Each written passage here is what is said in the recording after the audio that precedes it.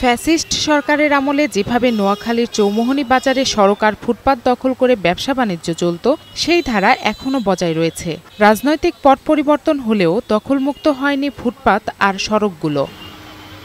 চৌমুহনী মহাসড়কের পাবলিক হল থেকে শুরু করে রেলগেট, বড়পুল, গোলবাড়িয়া সহ অধিকাংশ সড়কের বেশিরভাগ অংশ ভ্যান গাড়ির দখলে।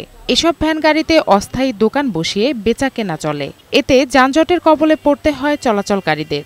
সমস্যা সমাধানে প্রশাসনের কাছে দাবি জানালেও প্রতিকার মেলেনি। এই যে ফুটপাত দখল করে রাখছে দোকানদাররা, ফুটপাতের দোকানগুলো তাদের কারণে যানজট আরো লাগতেছে।